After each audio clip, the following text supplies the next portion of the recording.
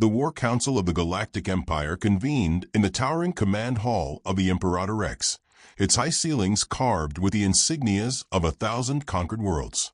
Seated at the head of the long obsidian table was Emperor Gilvaxis, his form adorned in ceremonial armor that gleamed under the artificial starlight of the chamber. Around him sat his most esteemed generals, strategists, and warlords, each a veteran of interstellar conquest. The air was thick with confidence.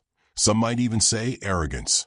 The next world in their path was nothing more than a primitive backwater, an insignificant blue sphere known to its inhabitants as Earth.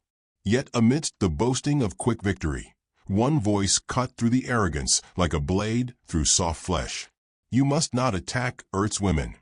All eyes turned toward General Rarkle, an elder warrior whose battle scars told of conflicts waged before half the council had even been born. His voice, though rough with age, carried the weight of grim experience. Silence stretched across the room for a moment before it was broken by laughter, rippling across the assembled warlords like a wave. "Old Rarkle," chuckled High Commander Varnal, a reptilian being with eyes that gleamed like molten gold. "You have finally lost your mind. Women? Of all things to fear on this primitive rock, you bring us tales of their females? This is the height of senility." Others joined in, their amusement echoing through the chamber. But Rarkle did not flinch, nor did his expression shift from the grim mask of one who had seen horrors unfold. He leaned forward, his long talons clicking against the table's surface. "Call it madness if you wish, but heed me," he said. "There was a time when I, too, believed humans were no more than simple, undeveloped creatures. Our scouts reported their species as physically weak compared to our own, their technology barely beyond their own atmosphere. I was tasked with leading a small strike force against one of their settlements, an experiment to test their defenses." A hush settled over the room, the weight of his words suddenly pulling the commanders toward him. Rarkle had a reputation for brutal efficiency. If he spoke with such seriousness, there had to be a reason. "The battle began as expected," he continued, his voice lowering as though the very memory pained him.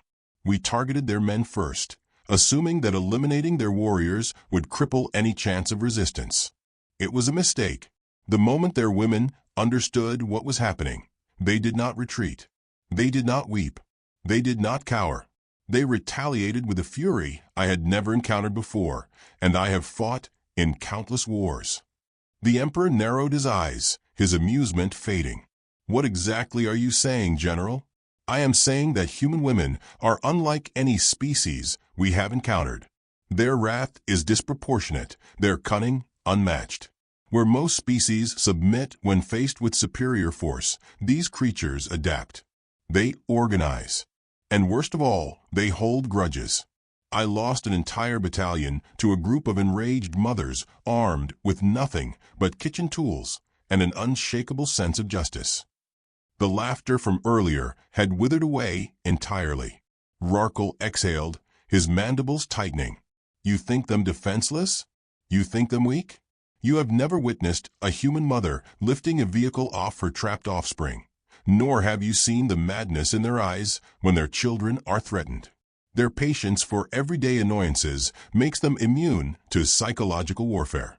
And their sheer capacity for pettiness," he shook his head. "The repercussions of their vengeance do not last days or years. They last generations." The Emperor studied him, his expression unreadable. Then he leaned back, dismissing the warning with a wave of his clawed hand. "We are the Galactic Empire," he said. "We have subjugated civilizations capable of bending space to their will. We have shattered entire solar systems. Do you truly believe a few emotionally volatile primates can stand against us?" Rarkle sighed. He had tried. He had done what he could. And now there was nothing left but to wait for the disaster to unfold. The invasion began precisely at dawn, Earth's major cities targeted in simultaneous strikes. Their military crumbled under the initial attack, their weapons and tactics far too outdated to counter the superior technology of the Empire. The skies filled with the shadow of warships, and in less than a day, most of Earth's governing structures were reduced to rubble. Victory seemed assured. But then something changed. The first sign that something was wrong came in the form of an intercepted transmission. It was not from a government leader, nor was it a plea for peace. It was a message broadcast across the planet's communication network, spreading faster than any of their technological interference could contain. A woman's voice, calm yet brimming with fury. They took our husbands. They took our sons.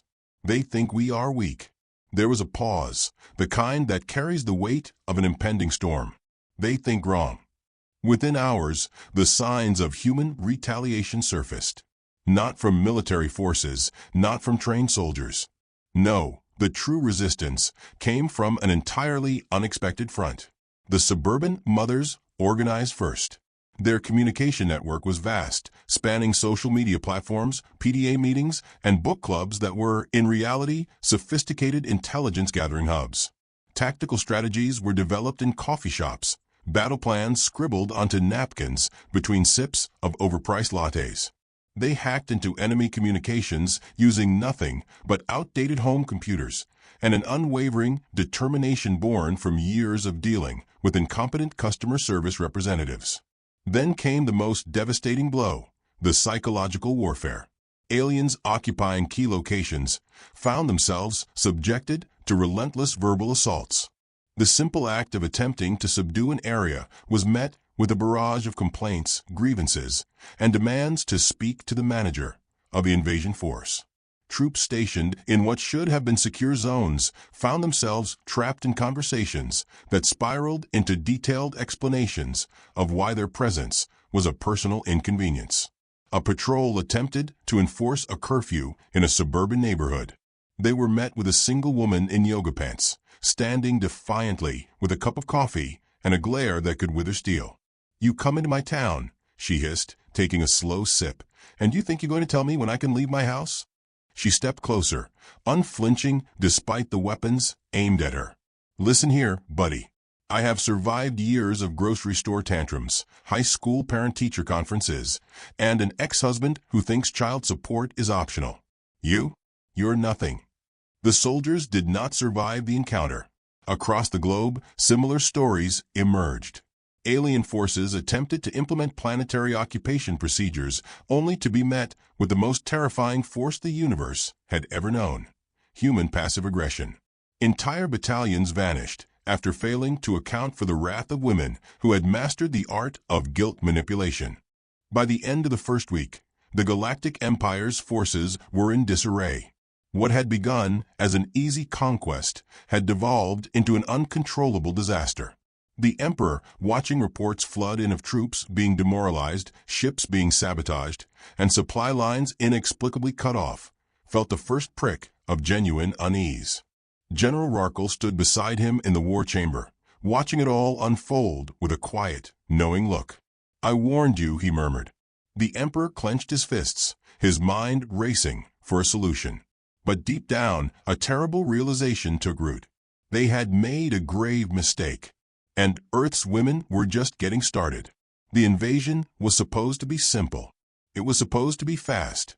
The Galactic Empire had not anticipated resistance of this magnitude, nor could they have predicted the method of their downfall. On the seventh day, the war took a turn, but not in the way the Emperor had expected. Reports flooded in from occupied territories, and they all spoke of the same phenomenon.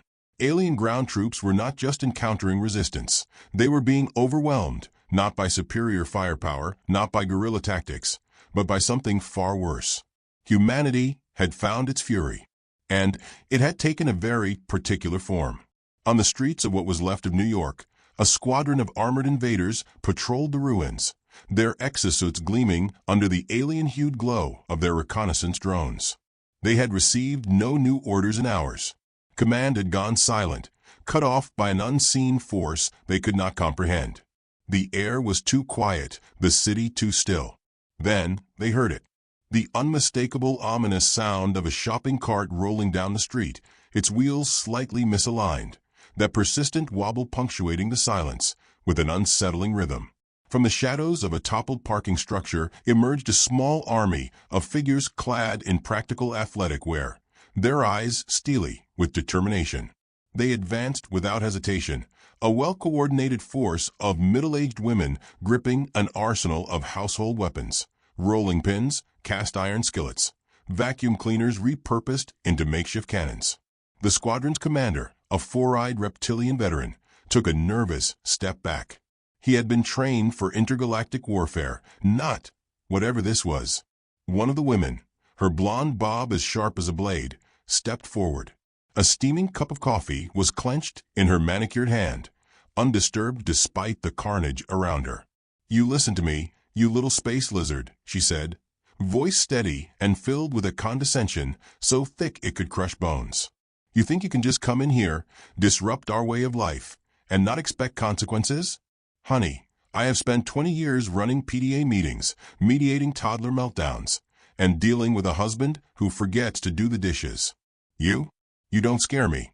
The commander attempted to step forward, but before he could utter a single word, the woman reached into her fanny pack, pulled out a laminated list, and smacked it against his chest plate with such force he nearly stumbled. "This is my neighborhood's bylaws," she hissed. Section 7. Paragraph 3 explicitly forbids unregistered extraterrestrial occupations. You are in direct violation, and I will be reporting you to the Homeowners Association. The squadron hesitated.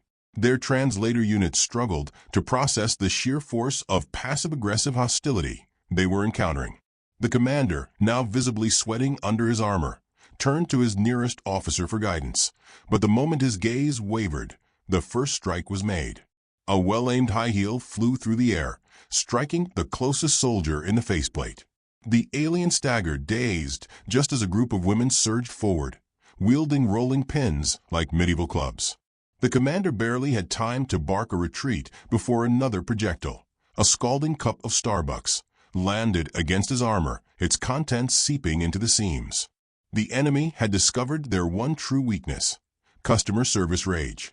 Across the planet, similar battles played out. Alien warships, once a symbol of dominance, now fell victim to unhinged revenge.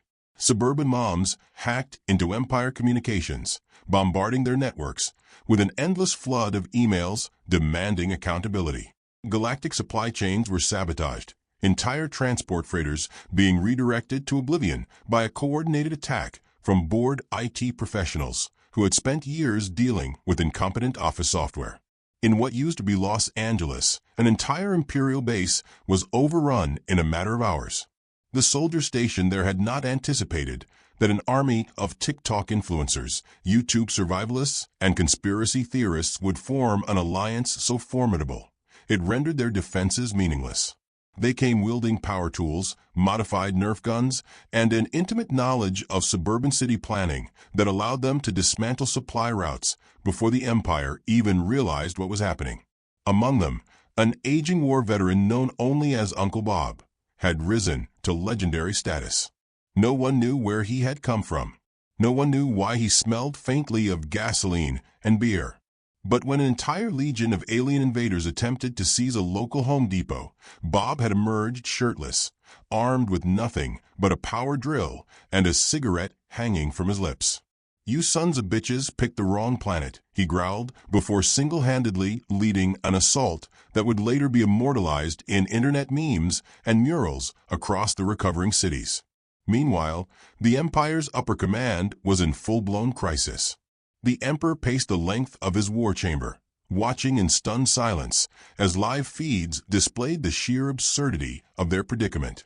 A planet they had deemed unworthy of true military respect was systematically tearing their forces apart, not with superior firepower, but through an insidious combination of stubbornness, ingenuity, and blind, unrelenting spite.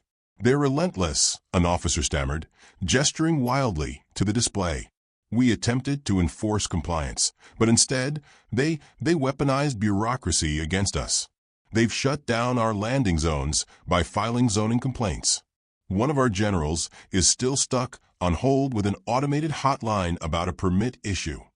The Emperor clenched his jaw, his claws tightening against the armrest of his throne. "And what of their males?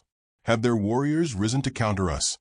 A hesitant silence stretched across the chamber before a frazzled strategist cleared his throat. Not exactly, Your Majesty. We suspect they are encouraging this. The screen flickered again, this time displaying footage of a group of men gathered around a bonfire, drinking beer as they watched their wives and mothers terrorize the alien forces. One of them, his baseball cap worn backward, raised his drink toward the camera and grinned. "Hey, you alien guys, yeah, we're just gonna let them handle this one," he said with a casual shrug. "You took Jim's wife last week. We all told you not to. Now, well, this is on you, buddy." The emperor, for the first time in his reign, felt a deep, gnawing sense of regret. By the 10th day of the occupation, it was clear that the war was not just unwinnable, but that every additional second spent on Earth only worsened their situation. Troops began deserting, their morale shattered beyond repair. The once imposing fleets orbiting the planet had been overtaken by human hackers, who had somehow managed to program every ship's AI to only respond to voice commands spoken in an exaggerated Midwestern accent. At last, the emperor was forced to admit the truth. They had lost. The order was given, an immediate withdrawal from Earth's surface, effective immediately. Shuttles scrambled to evacuate, ground forces abandoning their positions with a desperate fervor that eclipsed even their initial invasion. And yet, as the ships fled toward the safety of space, a single transmission intercepted their channels. A voice, sharp, unwavering, filled the entirety of the Imperial fleet's command decks. "You thought we were weak," the woman's voice said.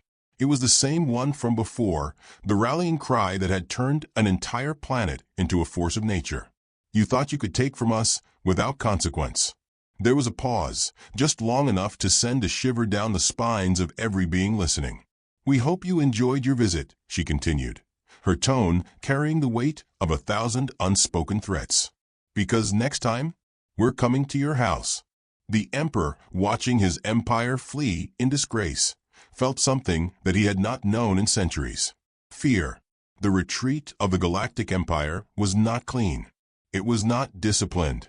It was chaos, pure and absolute, the kind that left even seasoned warlords grasping for control that had long since slipped through their fingers. The once mighty invasion force was in shambles, its remaining ground troops scrambling for extraction, its warships desperately trying to navigate the planetary atmosphere without crashing into one another. The emperor had issued the order for immediate withdrawal, but no order, no chain of command, could mask the simple, unassailable truth. They were running for their lives. Earth's skies were no longer theirs. As the last transport ships fled, the human forces, if they could even be called forces, considering most of them had been PDA moms, conspiracy theorists, and construction workers just days before, did not merely celebrate. They planned. Because, as far as they were concerned, this war was not over. The Empire had come to Earth uninvited. They had burned cities, taken captives, underestimated the unrelenting force of human stubbornness. They had made the greatest mistake in military history. They had pissed off an entire planet. And now, humanity was going to make sure they understood what that meant. The first indication that the war was no longer just about survival came in the form of a hijacked Imperial warship. It had been grounded near what was left of Chicago, its crew attempting last-minute repairs before joining the retreat. They never made it. Instead, a group of mechanics, men and women who had spent their entire lives fixing stubborn engines that refused to die, had stormed the ship, disabled its security protocols with a mix of brute force and electrical tape, and piloted it straight into orbit. The sight of an Imperial vessel rising from the burning ruins of Earth, now bearing a hastily spray-painted slogan on its hull that simply read "Get Wrecked," sent waves of panic through the retreating fleet. Then came the next wave.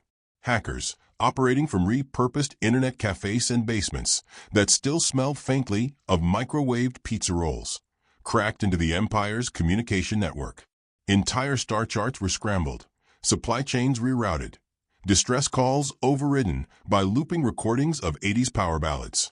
Warships awaiting docking clearance on distant worlds received falsified orders, sending them careening into the void with no idea where they were going. And in the Emperor's private quarters aboard his flagship, the Imperial anthem was forcibly replaced with "Never Gonna Give You Up."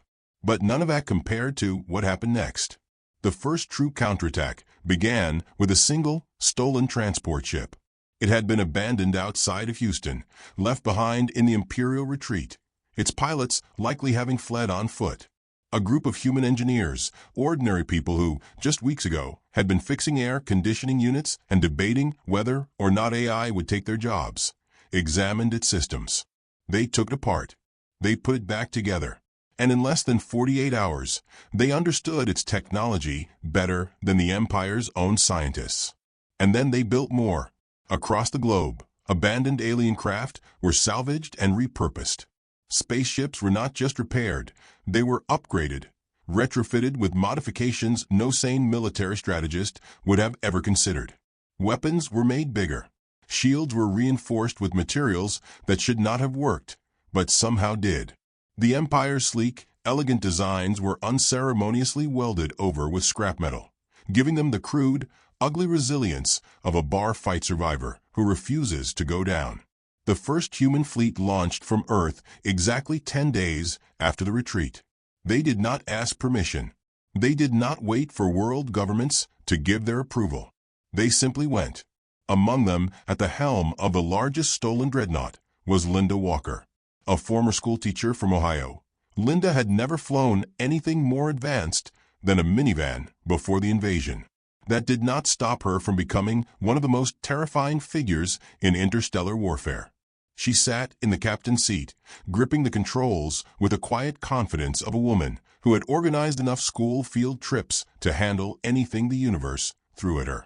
The dreadnought's original crew had been relocated, tied up in the storage bay, and her newly assembled human crew, all former civilians who had learned space combat on the fly, watched her for orders. "All right," she said, rolling her shoulders. "Let's go return the favor." The fleet jumped to hyperspace.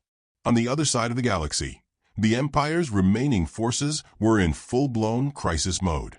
Their fleets were in disarray. Communications were unreliable. Entire sectors had gone dark. The Emperor sat on his throne, his claws gripping the armrests so tightly they left deep gouges in the metal. His advisors spoke in panic tones, listing out every disaster that had unfolded since their retreat. "Our warships are being stolen," one of them cried. "Our entire supply network has collapsed. The humans," the word was spoken like a curse, "have followed us into our space. We are being hunted." It was unthinkable, and yet it was happening. The first human strike came without warning. A deep space fueling station on the Empire's border world of Vothis was seized in the dead of night. No alarms were triggered. No distress calls were sent. One moment it belonged to the Empire. The next, every guard had been incapacitated by tranquilizer darts made from modified Nerf guns, and the human flag, a crudely drawn image of a middle finger flipping the bird, was draped across the central command tower. The second strike was more direct. A fleet of scavenged warships emerged from hyperspace over an Imperial shipyard. They did not broadcast demands. They did not open negotiations. They simply bombarded the station with an unholy mix of repurposed alien weaponry and homemade railguns constructed from scrapyard parts and a stubborn refusal to accept the laws of physics. By the time the Empire's defense forces arrived, the shipyard was a wreck, its entire inventory of warships either destroyed or stolen. From his throne, the Emperor watched the horror unfold. The war had not just been lost. It had reversed. These creatures, these primitive, insufferable creatures, were not satisfied with survival. They were offended that they had ever been attacked in the first place. And they were making sure the galaxy knew it. The final confirmation of his empire's doom came when the largest fleet of human-modified warships arrived in the skies above the imperial capital. The citizens who had never known war, who had lived their entire lives believing their empire to be untouchable, looked up to see the impossible. The lead ship, the Linda 1, hovered above the imperial palace, its comically over-armored hull casting a shadow over the city. From its loudspeakers, a voice boomed, crackling with static. "This is Linda Walker of Earth," the voice said, sharp and unyielding. "You attacked our planet. You took our people. You thought we would just let that go." The Emperor stood, his breathing shallow, his heart pounding in a way it had not in centuries. We are not here for peace, Linda continued. We are not here to negotiate. We are here because you made the worst mistake in the history of your empire.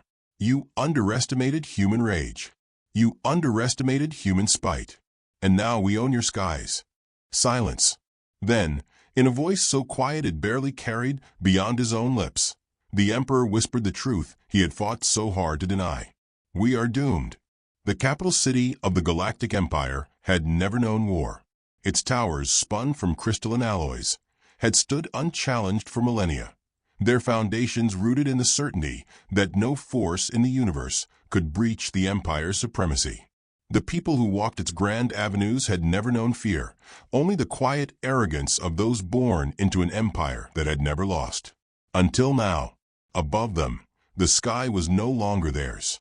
The human fleet, if it could still be called that, hung in low orbit, a grotesque fusion of imperial design and human ingenuity.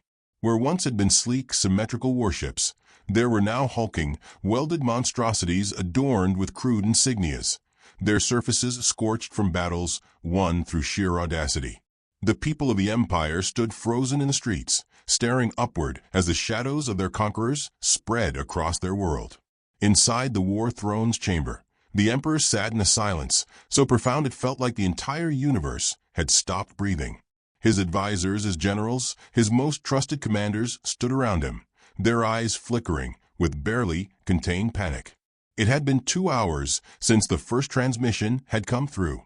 2 hours of waiting for an answer. 2 hours of understanding with sickening clarity that none was coming. And then the transmission returned. The massive main display flickered to life, static crackling before revealing the unmistakable image of a woman sitting at the command throne of the Empire's most powerful dreadnought. Linda Walker, former schoolteacher, PTA president, and now the single most terrifying force in the galaxy, regarded them with the same steely patience she had once reserved for unruly children. "Hello, Emperor," she said, taking a sip from an oversized coffee mug with the words "Number 1 Mom" printed on the side. "I assume by now you understand why I'm calling." The Emperor straightened, swallowing the humiliation clawing up his throat. He had ruled an empire that spanned thousands of systems, had crushed rebellions before they even began, had been feared by species so advanced they could warp reality itself. And yet, staring into the unimpressed eyes of this human, he felt smaller than he ever had in his long, tyrannical life. "State your terms," he said, forcing his voice to remain steady. Linda raised an eyebrow. "Oh, I could state terms," she mused, swirling her coffee. "I could demand reparations. I could make you grovel. But you see, that's not how this works." She leaned forward, her expression shifting into something colder. "We're past that, Emperor. You came to our planet. You took our people. And now we're not negotiating." The Emperor's breath hitched. "You invaded us thinking we were weak," she continued, gesturing vaguely.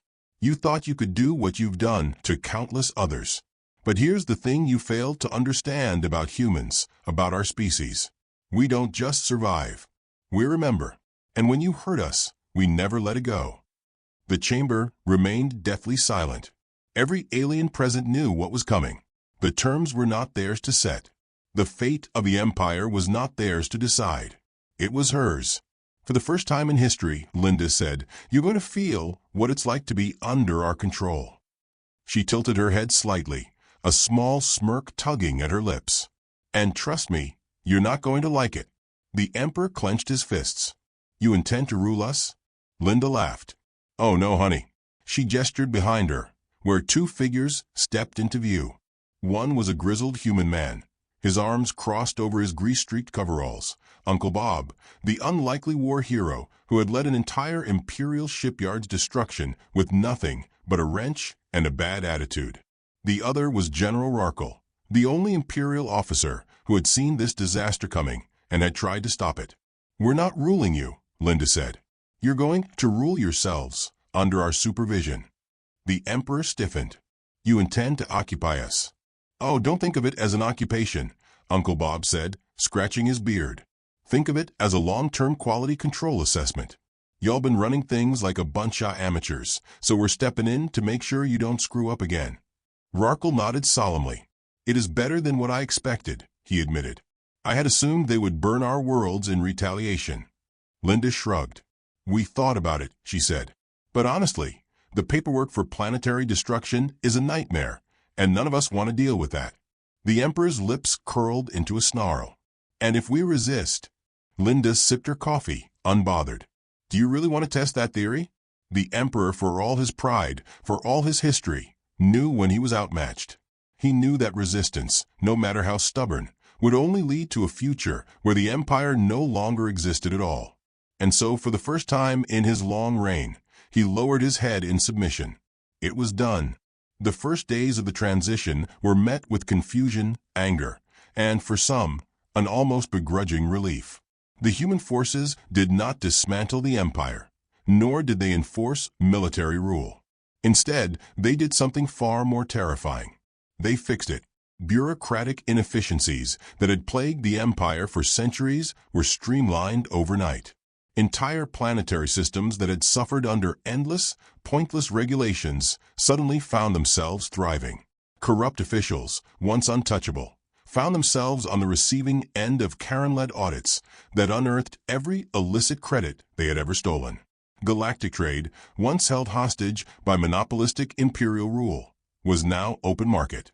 And the first, most absurd, most human demand of the new administration? A Costco membership for every citizen.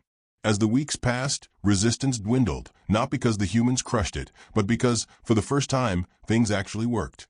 Roads were repaired. Food distribution was stabilized. For the average imperial citizen, the occupation was less of an occupation and more of a managerial intervention. In the throne room, the Emperor, now stripped of his power but left as a figurehead, sat in stunned silence as reports flooded in. Productivity had tripled. Crime was down. Satisfaction levels across the Empire were higher than they had ever been. And, perhaps most humiliating of all, the greatest fear, whispered among his former warlords, was not of human retribution. It was that the humans might leave. On the day the official transition of power was finalized, Linda Walker stood on the balcony of the palace, gazing out at the endless sprawl of the capital city. Rarkle stood beside her, his expression unreadable. "I expected devastation," he admitted. "I expected revenge." Linda smiled, her eyes filled with something almost wistful. "You don't destroy something just because it's broken," she said. "You fix it." Rarkle exhaled. "And yet, the rest of the galaxy will see this as a warning." Linda's smirk was slow, knowing. "Good."